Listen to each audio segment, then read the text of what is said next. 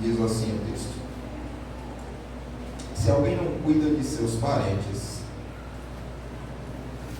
e especialmente dos de sua própria família, negou a fé e é pior que um descrente. Pode tornar os seus assentos, por gentileza.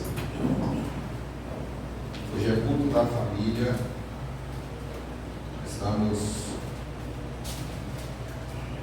no nosso terceiro mês em que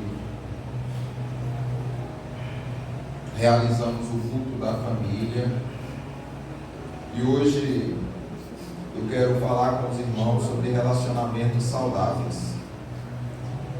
Desde já, parabenizando nossos pais presentes por esse dia em que é celebrado e comemorado o Dia dos Pais. Peço ao Senhor que os abençoe e agradeço ao Senhor por ter dado esta dádiva a vocês, de serem pais.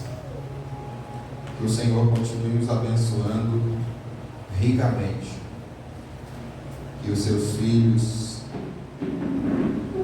possam receber de vocês toda a atenção que lhe é devido, todo o carinho, afeto, amor, toda a educação e tudo mais quanto lhes for de direito. Que o Senhor continue nos condicionando para que assim o faça. Queridos, relacionamentos saudáveis é um tema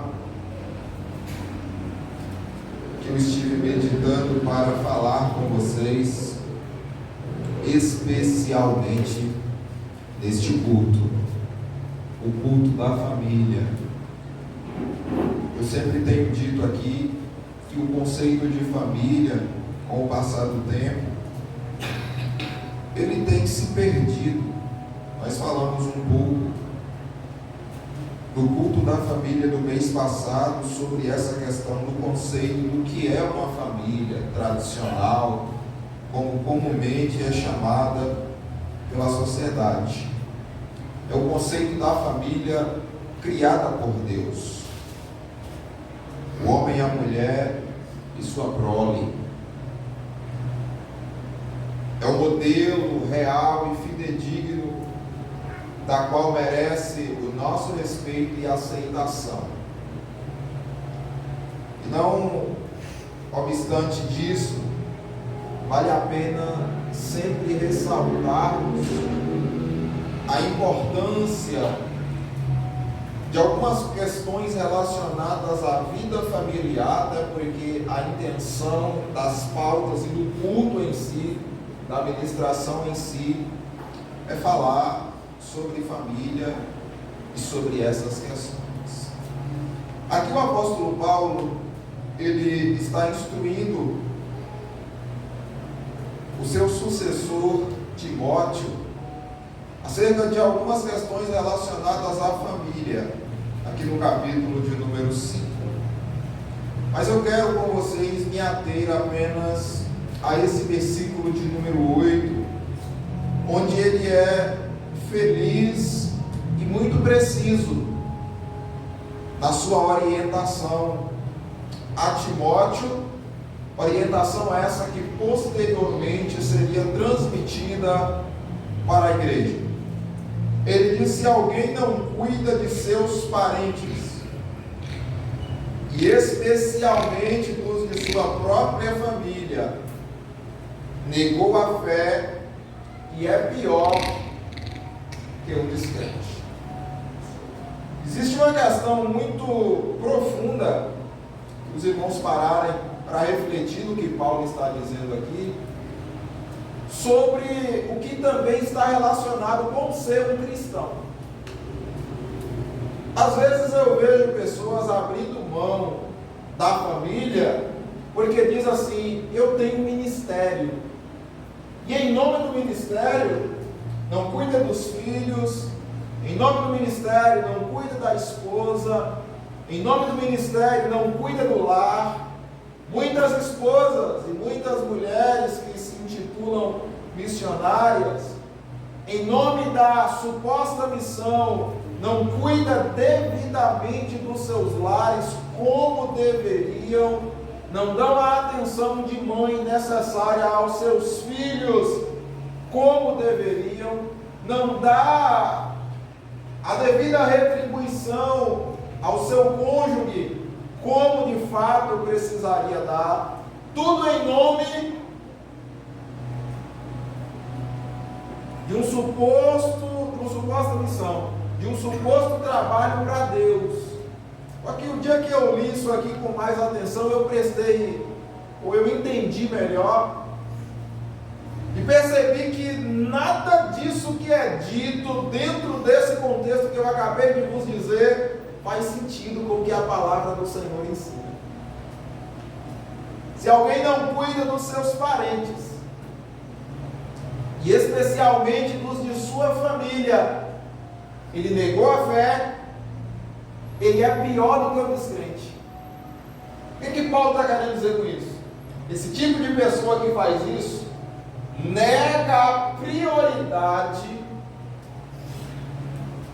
e coloca como prioridade o que não devia ser prioridade, está negando a sua própria fé, talvez de forma que não seja nem intencional, mas está.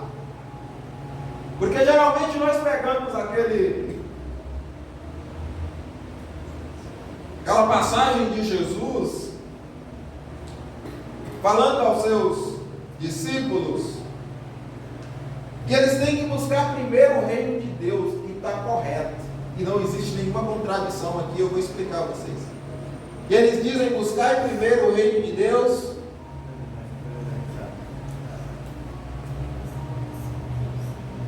isso de forma razoável e superficial teria uma certa contradição com o que Paulo está dizendo aqui, porque é justamente nesse versículo que a maioria das pessoas se apegam. Só que o que é que Jesus está dizendo ali? Vocês não devem se preocupar. Por quê? Os discípulos, eles tinham suas profissões, eles trabalhavam. Quando eles foram chamados, Jesus não chamou ninguém para o ministério que era desocupado. Você já prestou atenção nisso? Todos os que fizeram parte do ministério de Jesus, eles tinham alguma ocupação. Jesus não encontrou um ocioso por ali e disse: vem cá, você está ocioso aí, vem cá que eu vou fazer de você um discípulo. Negativo. Todos os que fizeram parte do ministério, os 12 discípulos, eles tinham as suas ocupações. O mais destacado dele, Pedro, um pescador, um homem profissional na área da pesca, um homem que vivia daquela atividade, assim como outros demais colegas, assim como Mateus, assim como Judas, assim como os demais, todos tinham trabalho. E aí eles passaram a seguir Jesus e, obviamente, como seres humanos, algumas preocupações começaram a surgir no coração deles. O que a gente vai vestir? O que a gente vai comer? O que vai ser no dia de amanhã? Aí Jesus chama eles. E dentro do contexto em que Jesus diz a eles acerca do que haveria de acontecer com eles, Jesus fala: olha, vocês não devem viver preocupados como os pagãos, com o que comer, com o que vestir, com essas coisas. Mas buscarem primeiro o reino de Deus. E hoje eu quero explicar, para a gente entrar aqui, uma coisa a vocês. Hoje nós não buscamos mais o reino de Deus, porque ele já existe. Lembra da oração dominical que Jesus ensinou aos discípulos? Venha a nós o teu. Essa oração hoje ela já não é mais válida, porque o reino já foi estabelecido. Nós já vivemos no reino.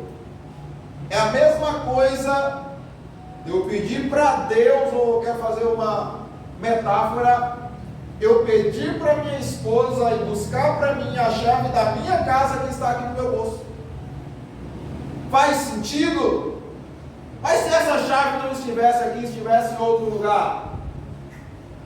Exatamente no contexto em que o reino ainda não havia sido estabelecido, que Jesus disse: buscai primeiro o reino de Deus. A prioridade de vocês agora é buscar o reino de Deus, a sua justiça. Que justiça é essa?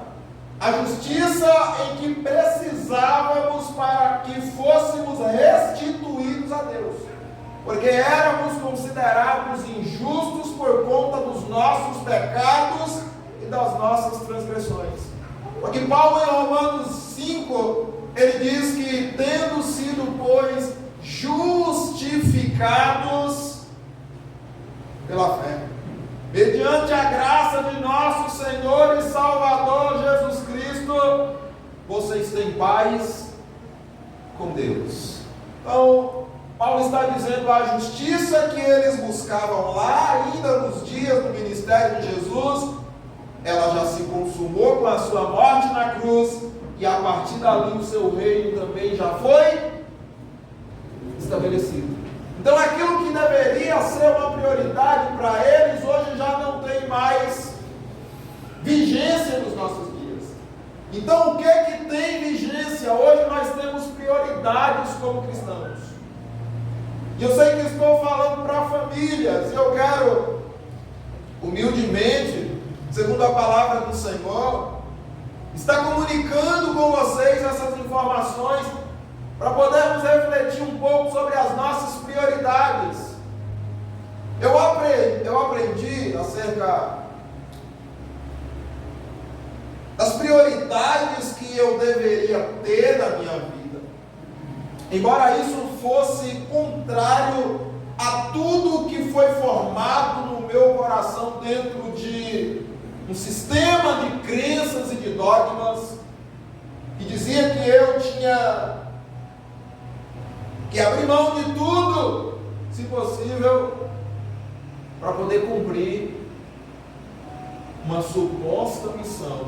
Só que biblicamente não é bem por aí. Biblicamente Paulo disse que a prioridade, Paulo está falando com um homem que era um obreiro na seara do Senhor. Ele tinha um chamado e ele tinha um ministério da parte do Senhor. E Paulo passa essa instrução a ele, penso eu, isso é uma conjectura minha, talvez já na ideia de precaver Timóteo acerca de um suposto entendimento sobre a questão do seu ministério e do seu trabalho para Deus. Porque não adianta querer trabalhar para Deus fazendo aquilo que Deus não quer que a gente faça. O trabalho é segundo a obediência, e nós temos que respeitar os princípios, e nós temos que respeitar as prioridades. Se alguém não cuida dos seus próprios parentes, primeira coisa, Paulo está querendo dizer, a prioridade de alguém que se diz ser um cristão genuíno, independente, irmãos, se você prega, se você canta, se você toca, ou se você não tem nenhum ofício eclesiástico, se você é só um membro, isso aqui independe de responsabilidades eclesiásticas. Isso aqui é para a igreja no seu coletivo, no seu contexto geral. Se alguém não cuida dos seus parentes, e tem muitos cristãos que em nome disso e em nome de outras coisas não cuidam dos seus parentes.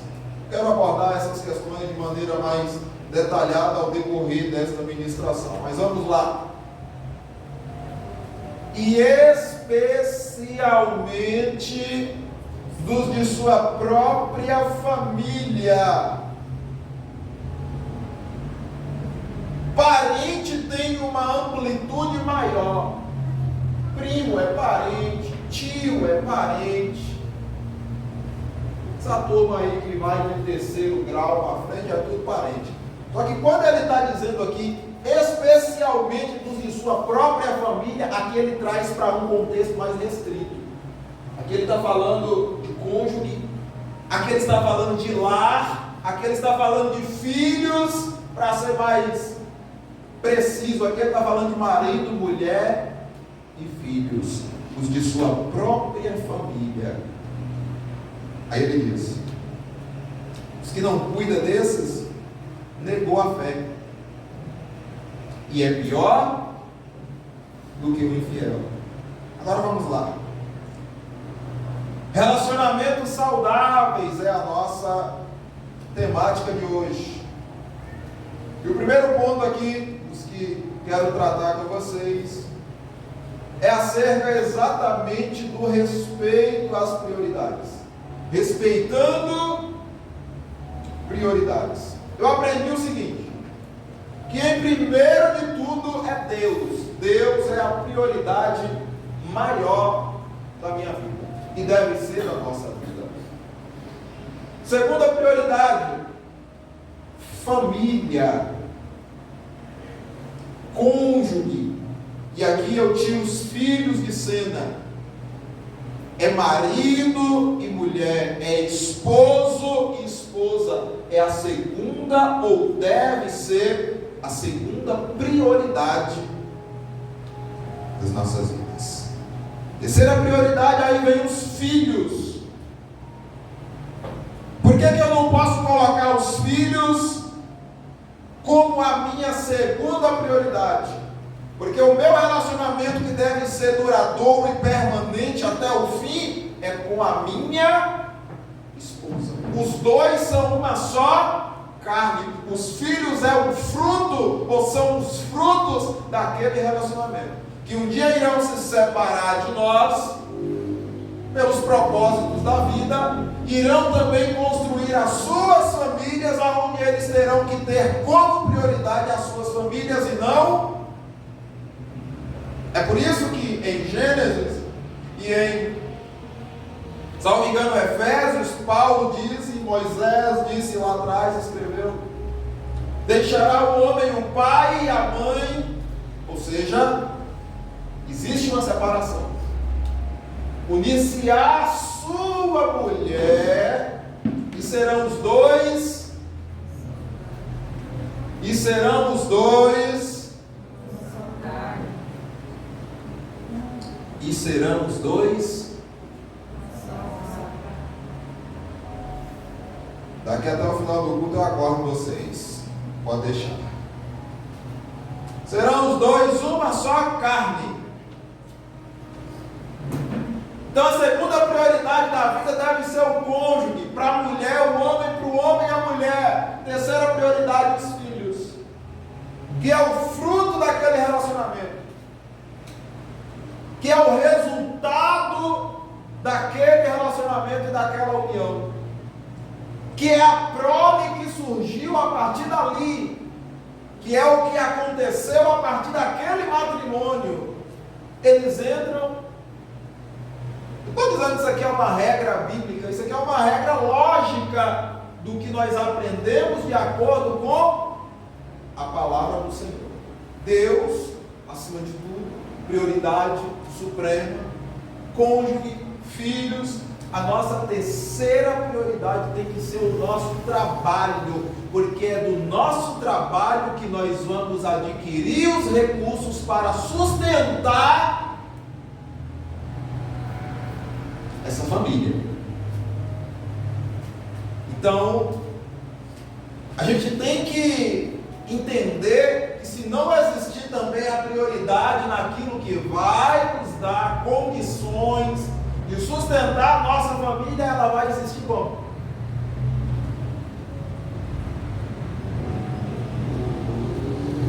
Então observe que eu não estou falando nada de absurdo aqui. É apenas a questão lógica daquilo que aprendemos de acordo com a palavra do Senhor. Paulo já advertiu a igreja acerca de pessoas que eram ociosas E o que é um ocioso? É uma pessoa que vive de um lado para o outro e não faz nada da vida.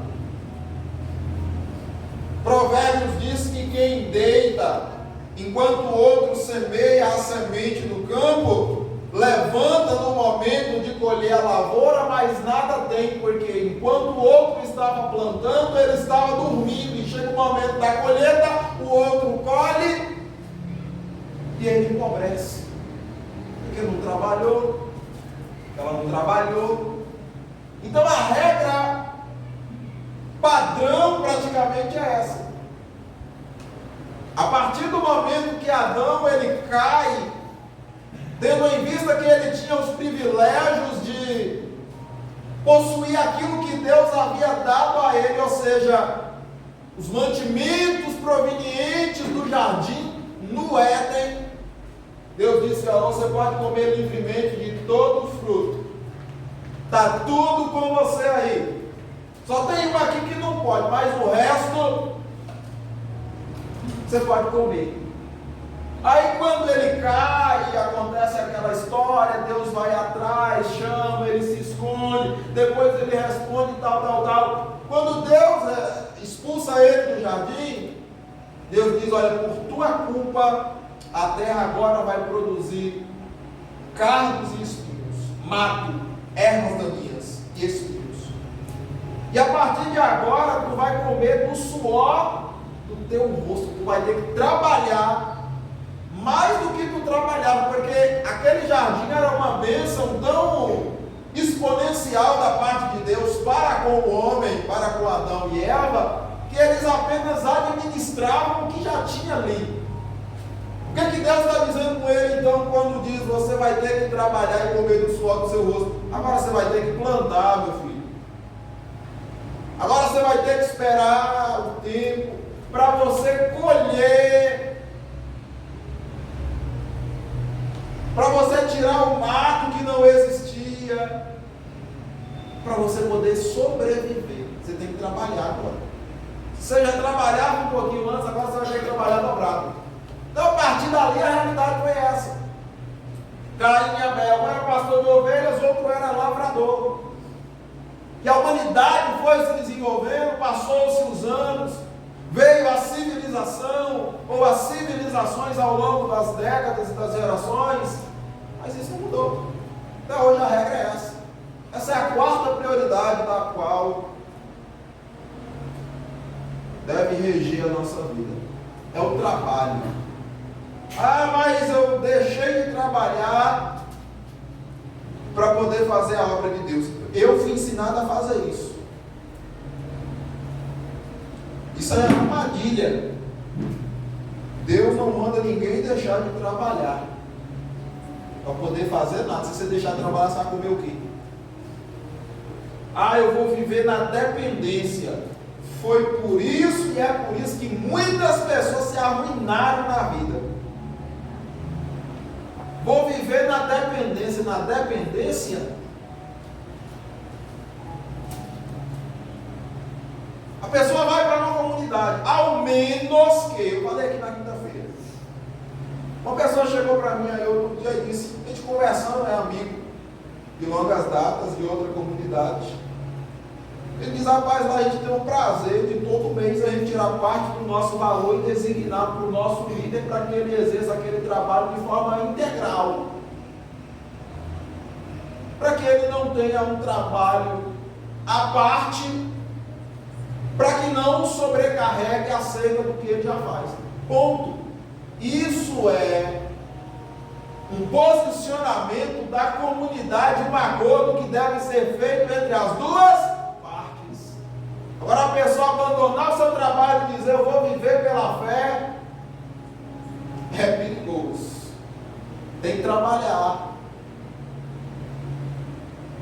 Tem que trabalhar. Não tem outro, ao menos que aconteça isso e ocorra isso que eu acabei de mencionar a vocês. Mas sem antes que isso aconteça, continue trabalhando. Tente conciliar uma coisa com a outra, mas não mude a prioridade, porque aí você vai estar trocando. Porque para quem tem ministério, aí o ministério vem como a quinta prioridade. A quinta prioridade é o ministério, é o que a gente faz aqui. Mas observe que as outras 4 prioridades têm a ver com o quê? Com a família.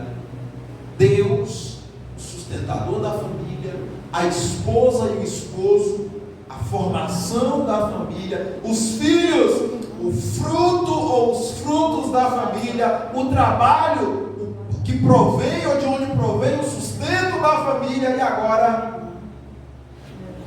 o ministério. E eu quero que vocês entendam uma coisa aqui. Deus e ministério são coisas diferentes. E é por isso que Deus vem como a prioridade, o ministério vem como a quinta prioridade. É uma primeira, porque às vezes a gente mistura, né? A minha prioridade é o reino de Deus. E Deus é uma coisa, é uma pessoa que se relaciona através do Espírito Santo, e ministério é outra coisa, é um trabalho. É um trabalho. Então vamos lá. Primeira coisa que eu coloquei aqui foi respeitando prioridades. Nossa família deve ser a nossa prioridade ante as outras coisas. Porque às vezes a gente coloca a família, e eu vejo e percebo que às vezes em nome de outras coisas a gente coloca a família como última prioridade. E como o nosso tema é relacionamentos saudáveis, isso adoece o relacionamento. Porque cada coisa foi feita para ser colocada no seu devido lugar e para funcionar da sua devida forma.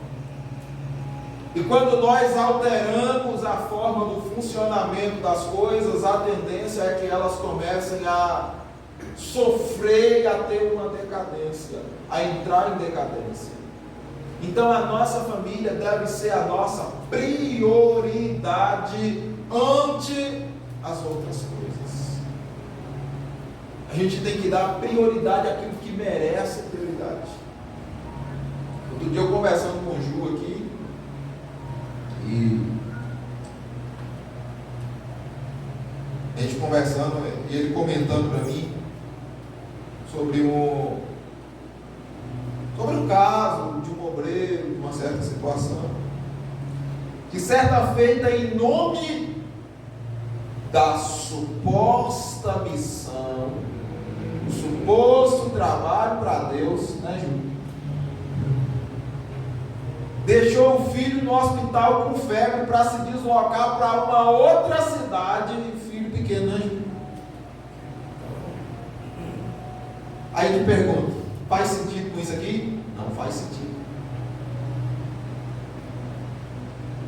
Não faz sentido. Mas foi Deus que me mandou. Mas se Deus te mandou, isso aqui é inválido, é em vão. Você sabe por quê? Porque às vezes a gente acha que Deus depende da gente. Deus não depende da gente. É porque Deus tinha que falar com a pessoa lá na outra cidade. Mas será que Deus só tem eu no mundo? Você já prestou atenção nisso? Será que Deus só tem eu no mundo para me deslocar? Outro dia eu estava conversando com minha esposa aqui, falando sobre algumas pessoas que dizem assim. Outro dia eu em um culto, e aí um irmão perguntou para o outro assim: se o Senhor te chamasse para uma missão lá na África, você iria? O outro irmão disse: eu não iria não. E ele foi sincero. E eu conversando com minha esposa sobre isso, né? Aqui tem tanta gente que precisa ouvir a palavra, e eu não quero descartar o que Deus pode fazer. E o entendimento é que Deus nunca vai fazer uma coisa que contraria o que Ele já diz através da sua palavra. Porque o seu caráter, ele é imutável, ele não muda. Então tudo que está de acordo com o que a Bíblia diz, não foi Deus que disse. Bom, pelo menos é assim que a igreja acredita. A igreja genuína acredita. E aí, a gente conversando sobre essa questão, tem tanta gente na África, tantos missionários na África. aí vai mais um para lá. Às vezes viver em situações precárias, sem mínimas condições de vida, onde os filhos passam fome, a esposa passa fome, o próprio missionário passa fome, porque abandonou tudo em nome de uma suposta missão e atropelou as prioridades, desrespeitou aquilo que deveria ser respeitado. Mas eu estou fazendo a obra de Deus. E pregar é fazer a obra de Deus, mas será que está correto? Biblicamente está correto? Porque Paulo está dizendo a Timóteo: aquele que não cuida dos seus parentes e da sua própria família, ele está negando a sua fé e é pior do que o descrente. O que Paulo está dizendo é: quem não respeita essa prioridade é pior do que aqueles que nem acreditam. Olha a profundidade disso. Se eu abro mão da minha família para fazer alguma coisa em nome de Deus, eu sou pior do que uma pessoa que nem acredita em Deus. Se alguém não cuida de seus parentes, versículo 8, e especialmente dos de sua própria família, negou a fé e é pior que um descrente.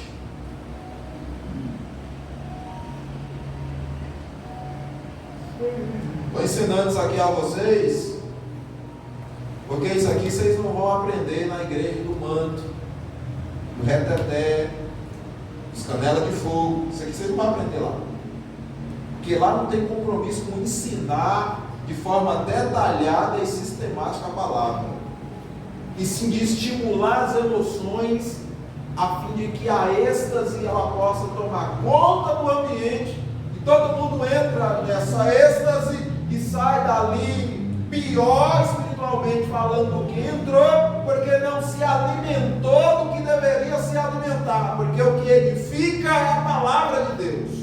O que traz vida, o que traz luz, o que esclarece é a palavra de Deus. E eu falei aqui a semana passada: o culto pode ter louvor, o culto pode ter testemunho, o culto pode ter... Se o culto não tiver a palavra, ele não foi um culto.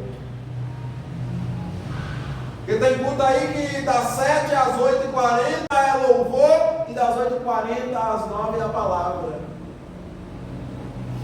Ou seja, é 1h30, 1h10, 1h40 de louvor e 20 minutos é a palavra. Aqui não, eu já disse para os irmãos aqui. Eu sei que é chato me ouvir 1 hora toda semana, mas é necessário. Enquanto os irmãos estiverem aqui, eu estiver aqui. É por isso que o povo está tudo doente, porque não sabe, não se alimenta bem, vive de pular, de rodar, de saltar, de cair, de levantar, de plantar bananeira, de fazer tudo isso. Mas você chama para conversar um pouquinho sobre Bíblia, são leigas. Por quê? Porque não aprendeu.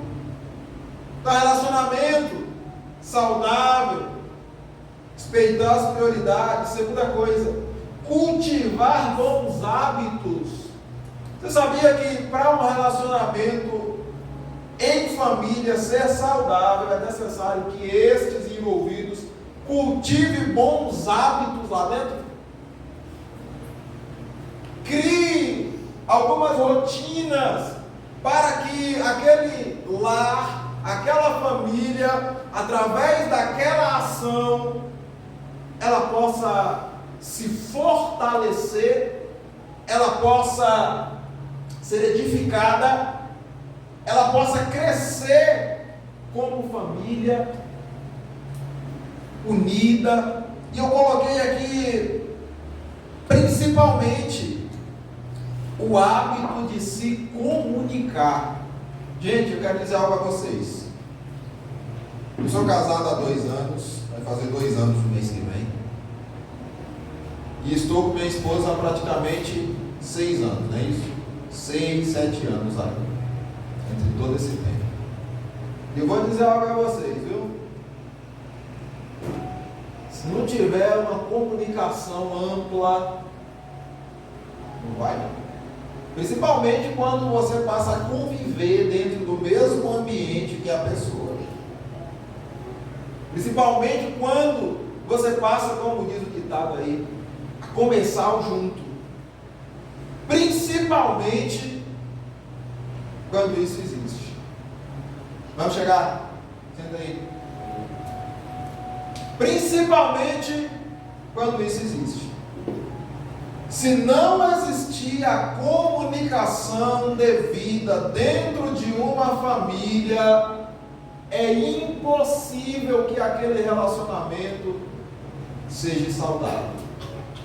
E existem muitas famílias adoecidas, existem muitas famílias com problemas internos, existem muitas famílias arruinadas porque lhes falta o hábito da comunicação, do diálogo, da conversa, do momento a sós, do compartilhar as coisas, tanto as coisas que estão indo bem, como as coisas que não estão indo bem. Para quê? Para que aquela família possa resolver junto, lutar junto por aquela causa.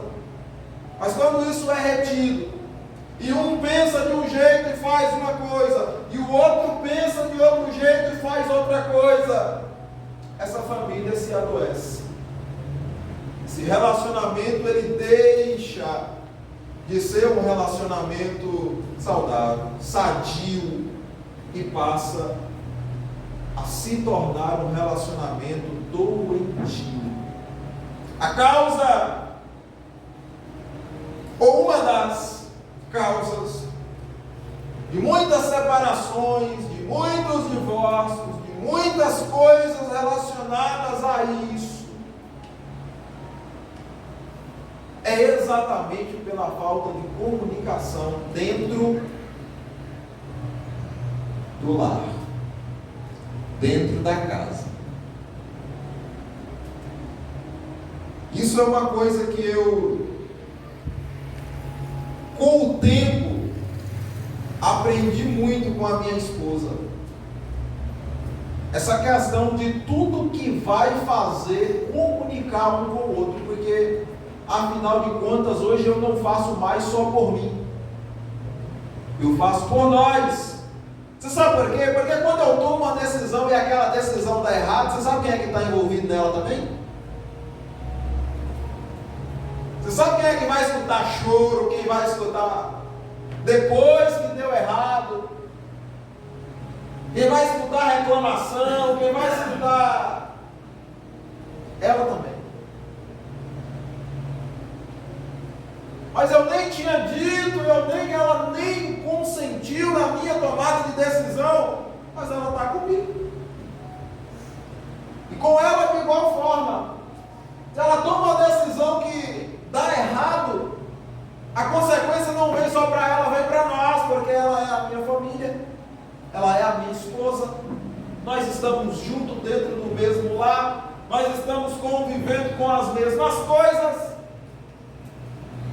Então, a comunicação, ela é o principal instrumento que pode manter uma família saudável.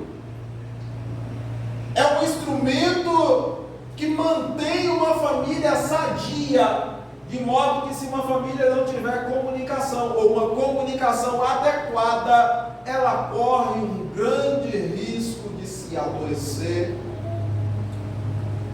E se essa doença não é tratada, ela corre um grande risco de morrer.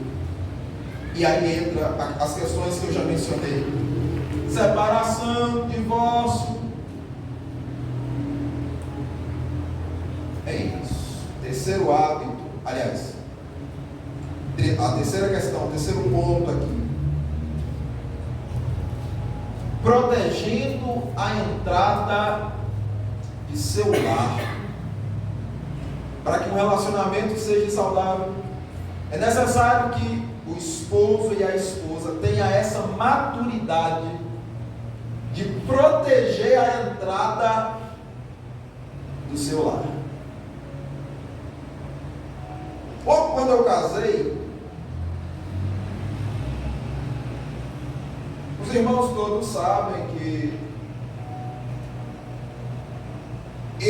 algumas semanas e alguns meses antes, e nós como igreja, na verdade, enfrentamos alguns desafios, estávamos em um período de adaptação do ministério, estava passando por algumas questões relacionadas à descredibilidade por conta de invenções.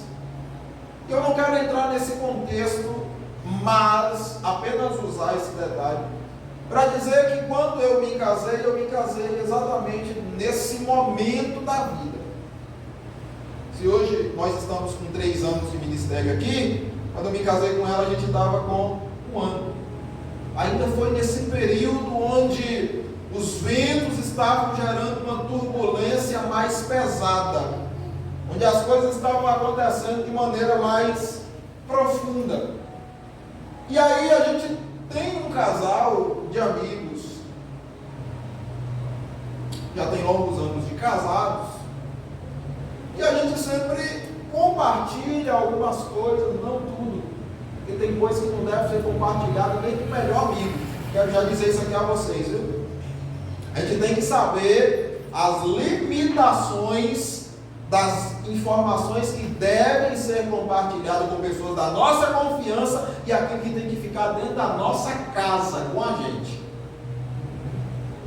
E não sair falando tudo da nossa vida para os outros. Mas você não confia, confio, mas isso aqui é tão particular que eu prefiro que fique aqui. Mas a gente compartilha com eles, eles de igual modo compartilham conosco. E eles falaram para a gente, olha, cuidado com quem vocês colocam dentro da casa de vocês. Tome cuidado com isso. Porque às vezes muitas pessoas se aproximam com um sorrisinho no rosto, com um disfarce de amigo, de quem está ali para ajudar, só que entra dentro do lar e a partir daquela entrada a ruína começa a acontecer. O cuidado da família contra possíveis inimigos, travestidos de amigos, deve ser constante. Tem gente que pega todo mundo e coloca dentro da casa dele. E mal sabe que muito problema acontece por causa disso. E a gente aprendeu com isso. Eu e a minha esposa, não é porque a gente não ama todo mundo. Não é porque a gente não é nada disso. Tem gente que diz assim, a casa de pastor tem que ser aberta para todo mundo. Alto lá. Pastor também é ser humano, tem vida, tem sentimento, tem desafios, tem fraquezas. Um pastor não é diferente de um membro, ele só tem uma responsabilidade diferente. A casa de pastor eu conheço aqui na cidade de Paraná, casa de pastor que era aberta para todo mundo, que virou bordel, que virou bagunça. Você sabe por quê? Porque aonde todo mundo vai, aonde todo mundo entra, aonde todo mundo tem acesso, deixa de ser um lugar privado, passa a ser um lugar público. E quem frequenta lugar público é todo tipo de gente. É bagunceiro, eu vou falar outras expressões aqui não, para não pegar pesado. Vamos lá. Então a gente tem que ter cuidado com quem entra dentro da casa da gente. A gente sempre carregou isso para a gente. A gente é seletivo em relação a quem frequenta a nossa casa. A gente tem amigos, a gente tem irmãos, a gente tem colegas da vida. Ah, mas fulano de tal não pode ir na minha casa? Claro que pode. Eu chegar na sua casa, meu irmão, vamos entrar, vamos sentar, conversar. Agora eu estou dizendo daquele tipo de ida, eu vou hoje, eu vou amanhã, eu vou depois, eu vou semana que vem e tal.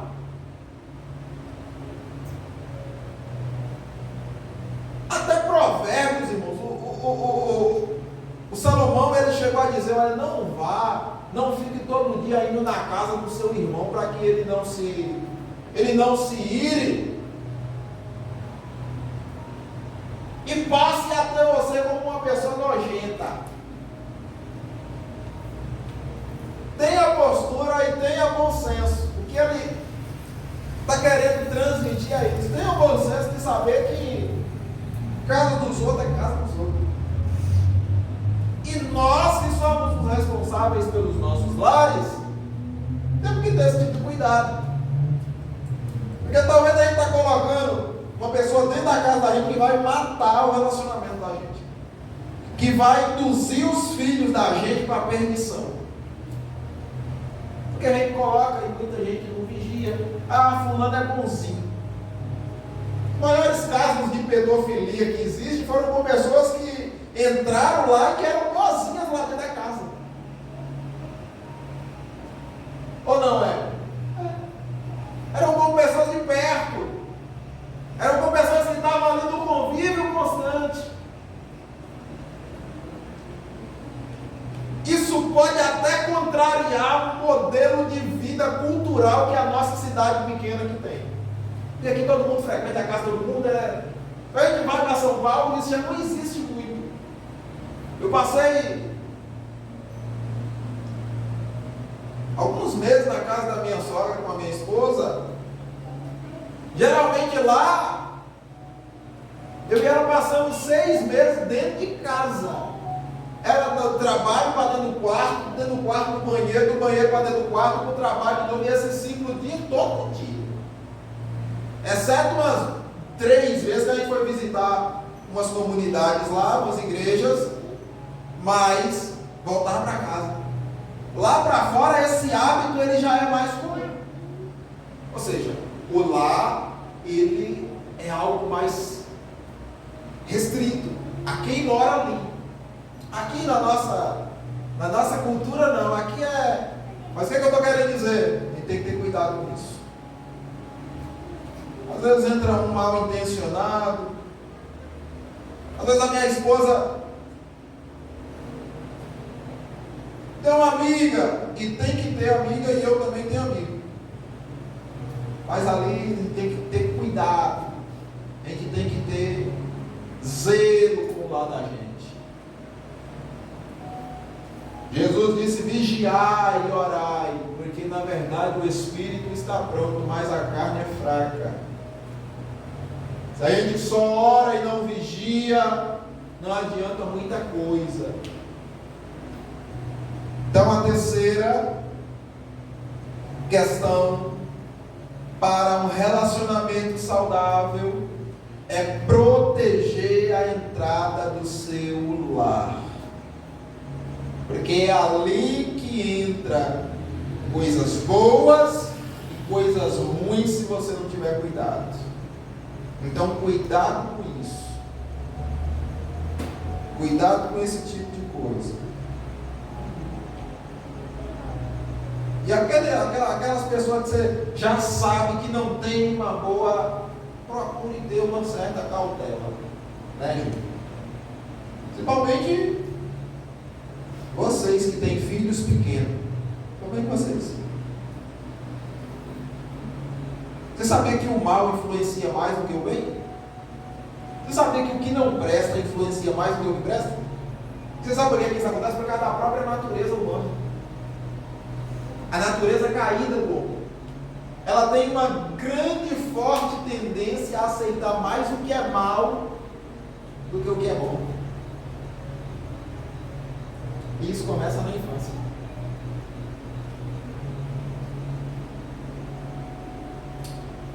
É por isso que Salomão diz: instrua a criança na infância no caminho que se deve andar, porque ainda quando grande ela não se esquecerá dele. Ela pode até um dia sair, mas ela não vai esquecer que aquele é o caminho. Vamos lá, 4º ponto e a gente encerra. Encarando e vencendo desafios. Para um relacionamento ser saudável é necessário que possamos encarar os desafios. Uma família virtuosa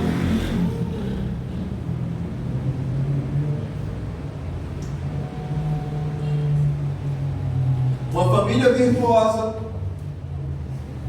ela é unida para encarar e vencer os desafios da vida.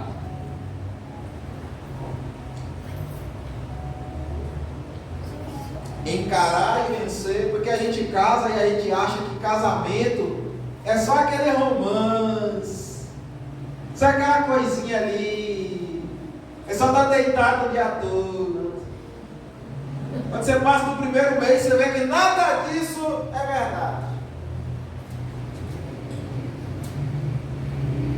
Aí você lembra que você tem que fazer feira, né, Thaís? Tem que pagar a conta de energia, né, Marcos?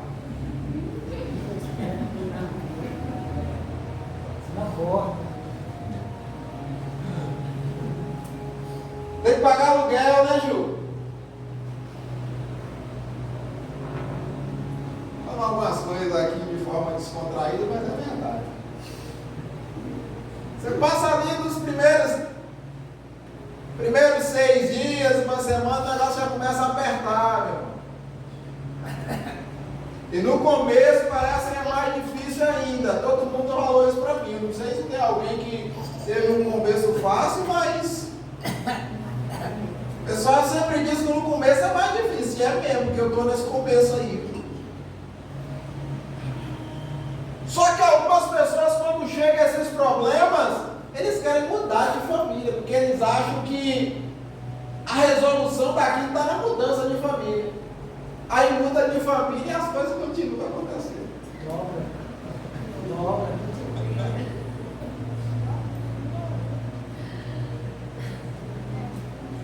Aí muda de novo e continua. Tem uma mulher famosa aí que já está no 19º casamento. Que misericórdia.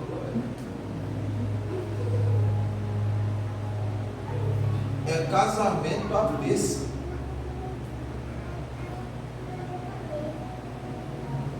Ele casou com um, não gostou. Ah, esse aqui é meio gordinho. Casou com outro. Ah, esse aqui é bem magrinho. Ah, esse aqui é baixinho. Esse aqui é alto. Se for casar um do gosto mesmo, vai passar a vida toda procurando, não vai achar. Tem que aprender a amar a pessoa que você está com ela, não é pelo. Tem que aprender a amar, com as qualidades, mas também com os defeitos. Porque ninguém é perfeito, você também não é. Eu também não sou. Se é alto, se é baixo, paciência. Depois dos 19, mulher, e depois dos 23 anos, não cresce mais.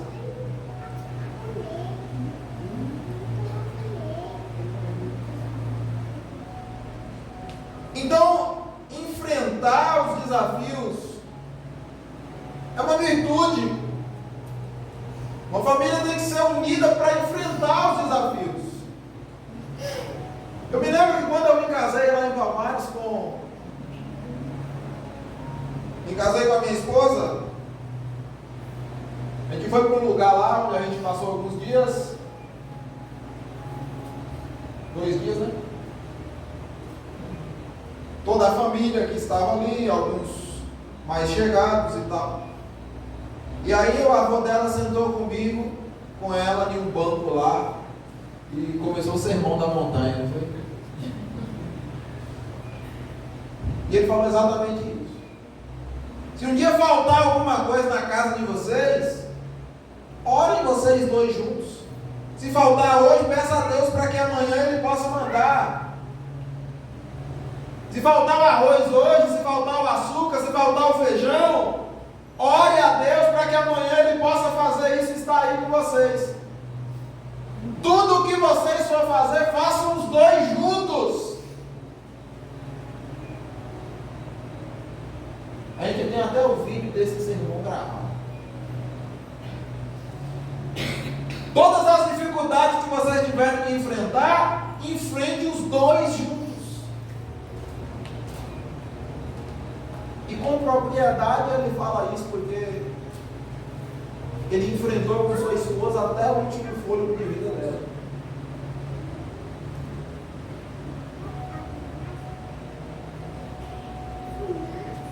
Então nós precisamos entender isso. O problema, por maior que seja, ele não é capaz de vencer uma família unida.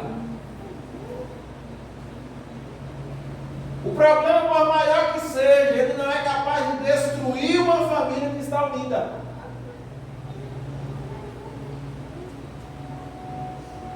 Às vezes, a minha casa é assim.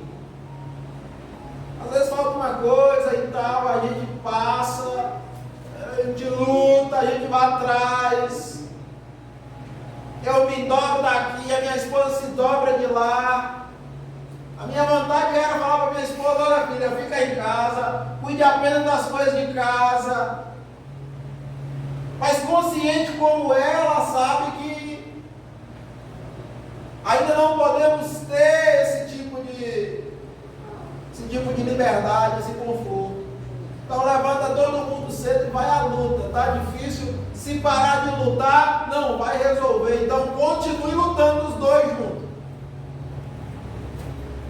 Se tiver que queimar no sol, queime no sol. Se tiver que andar 1, 2, 3, 4 quilômetros, ande o que tiver que andar. Se tiver, mas vá até o final. Uma luta não é capaz de vencer uma família que está unida, que está disposta.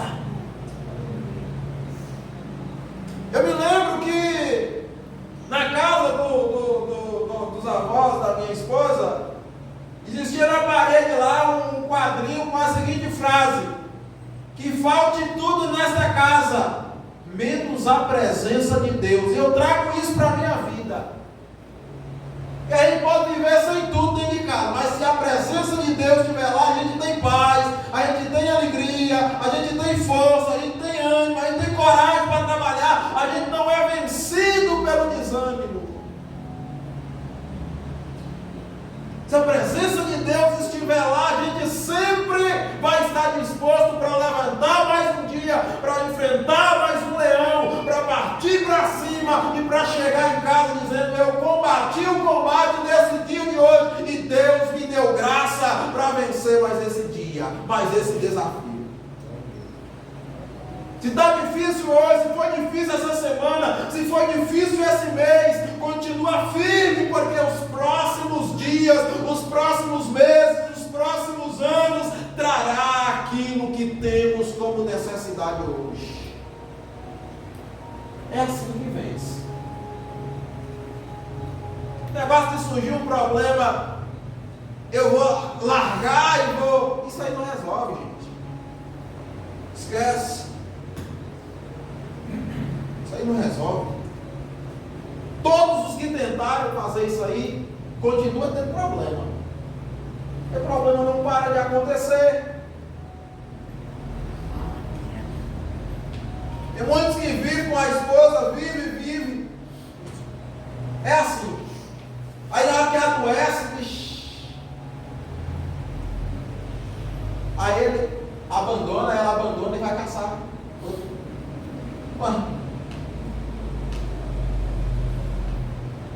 Aí, mas no dia que casou, era na saúde, na doença, na pobreza, na riqueza.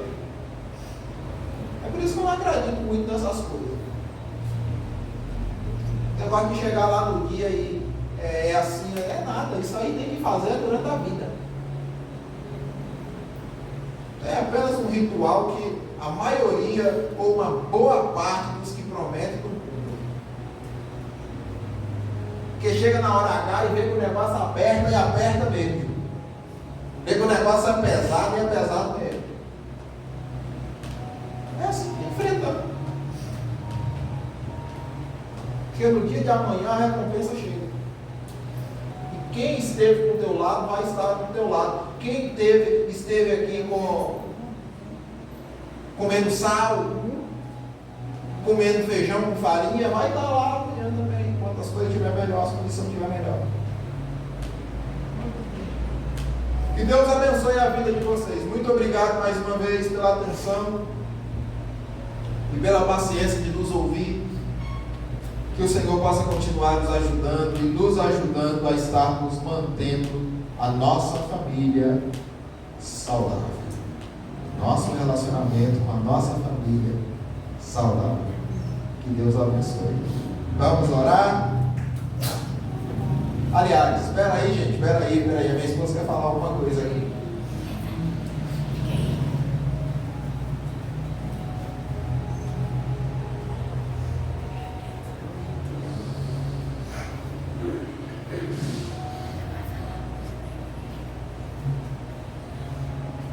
Eu cumprimento os irmãos com paz do Senhor, amém? Amém. Eu vou deixar uma breve mensagem para os pais nessa noite. É mais difícil que seja falar, mas vamos lá.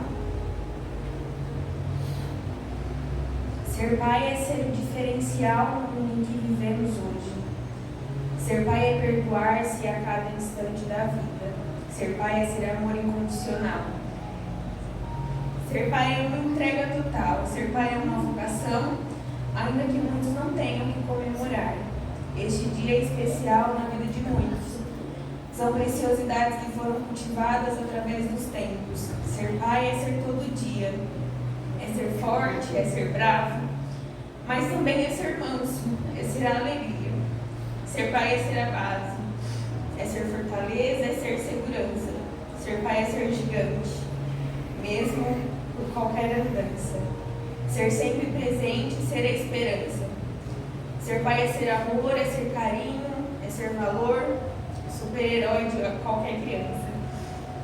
Ser pai é ser honesto, é ser exemplo, é realizar-se no que é certo.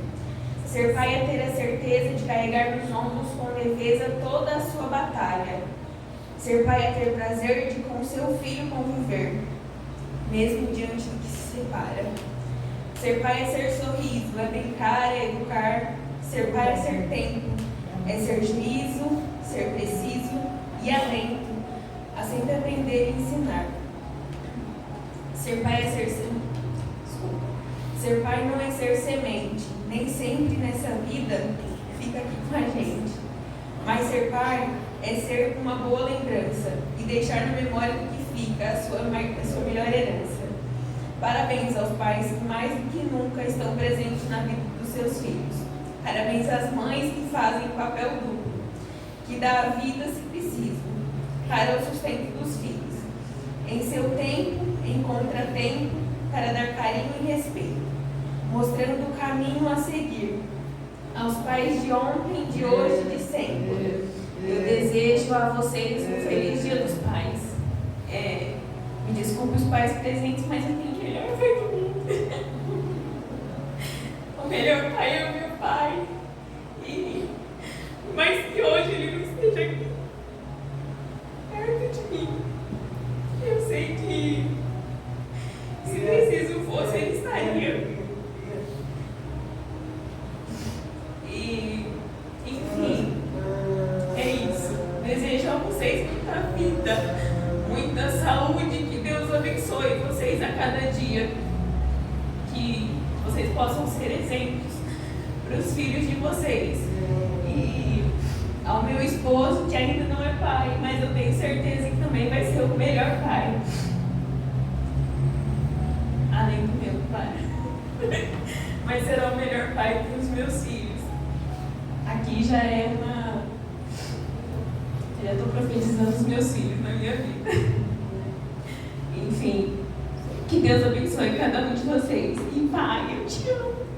Amém. Agradeço a oportunidade.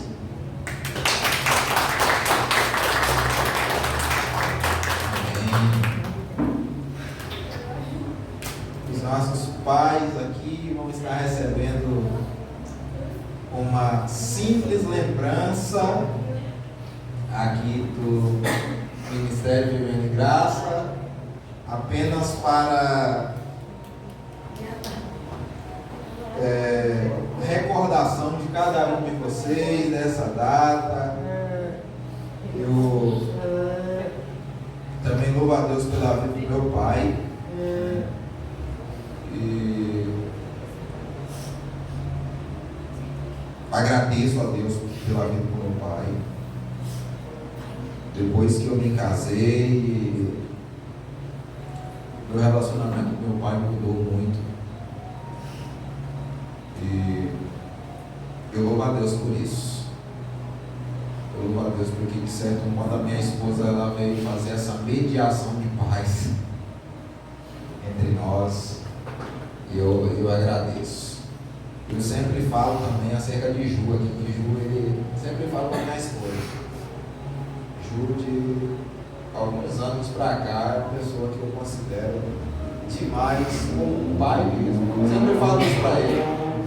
Sei que não é pai biológico, mas é um pai que a gente considera por tudo, não só o que fez, mas pelo que continuou fazendo comigo, com a minha família até hoje. Sem falar do meu avô, que foi o meu pai aqui, porque o meu pai biológico, ele sempre viajou a fim de sustentar a nossa casa aqui. Porque quem não sabe, a minha avó, ela não tem esposo, então ele foi o responsável por cuidar da minha avó. Tinha a minha tia que faleceu, que também morava com a gente. Aí tinha eu, a minha mãe e a minha irmã mais velha. Então meu pai, ele se viu obrigado a sair por longos anos, e o dinheiro que ganhava lá era para sustentar a gente aqui. Então hoje, com a consciência que tenho, eu sei que não é todo mundo que faria isso. Não é todo mundo que faria isso. Então eu louvo a Deus pela vida do meu pai, e eu sei que até hoje tem feito o possível e muitas vezes o impossível, mesmo depois de casado, que na lógica do que a gente entende eu vou ser casado e não vou depender mais de família. Enganado é quem pensa assim. Porque eu sempre dizia, quando eu não era casado, eu vou casar e eu vou viver minha vida. Vai nessa. Vai nessa. Eu sempre falo para minha esposa que o meu pai, minha mãe, nossa família, mas o meu pai e o pai da minha esposa, eu passei 6 meses lá. Eu vou falar para os irmãos, ele não foi um sogro, ele foi um pai para mim. Tudo que meu pai faz por mim aqui, ele faz por mim lá. Então, minha esposa ainda tem um apego muito grande com esse pai, é por isso que ela, toda vez que fala nele, chora desse jeito. Que é uma pessoa que, eu vou falar, é sem palavras até para explicar aqui o que o meu sogro ele fez por a gente quando a gente estava lá. Vou falar para os irmãos. E eu agradeço e louvo a Deus também pela vida do meu sogro. Mas como eu estava falando do meu avô, meu pai viajou, ficou muito tempo fora, e ele foi o meu pai aqui. Era ele que me disciplinava, de certo modo, como pai, que me ensinava muita coisa, que nos acolheu de forma presencial por muito tempo. E a gente nunca deve ser ingrato. Se tem uma coisa que a gente não deve ser, é ingrato. Viu, irmãos? A gente nunca deve ser ingrato. A gente olha assim, mas só sabe o valor, e só sabe o valor quem não tem mais. Hoje eu olho para o meu pai e eu procuro, por mais que eu não concordar com alguma coisa, eu aprendi isso. Por mais que eu não concordar com alguma coisa que ele fale, ou até que fale, me machuque, eu prefiro respeitar aquilo ali calado, do que ter a amargura de chegar lá na frente um dia que não ter ele, e a minha consciência doer por ter maltratado ele. Eu sou assim, eu penso assim. Eu penso assim. Eu fui uma pessoa muito truculenta lá atrás. Deus foi moldando meu coração, minha mente, porque eu fui uma pessoa truculenta, rebelde, mas hoje eu ajo desse modo. O Senhor me ensinou que eu devo agir desse modo. E a Bíblia diz que quem honra o pai e a mãe tem os dias prolongados na terra. Isso é verdade. Minha avó fez 107 anos no dia 23 de julho, 26 de julho, não é isso? 26 de julho ela fez 107 anos. E a casa estava com a família toda reunida. E aí eu lembro que a minha tia perguntou para ela: como que foi o seu relacionamento? Você obedecia seu pai, sua mãe? Quando obedecia, honrou. 107 anos, está lá. Se brincar, mais saudável que eu. Está lá. Sabe o que é a palavra? Não falha. Pois você vê essa juventude tudo rebelde, é nego morrendo de tudo quanto é jeito. Você sabe o que é? Por causa da desonra, por causa da desobediência. Então, graças a Deus que me deu a oportunidade de chegar nesse ponto de pensar desse jeito, de pensar nas coisas desse jeito, certo ou errado, concordando ou não concordando, é o meu pai, é o seu pai, fez tudo para que eu e você pudesse estar aqui hoje. Por isso, respeite, honre, tenha consideração, porque quando partir, meu irmão, você não vai achar outro igual, viu? Não vai achar mesmo. Para procurar em tudo quanto é lugar, não acha igual.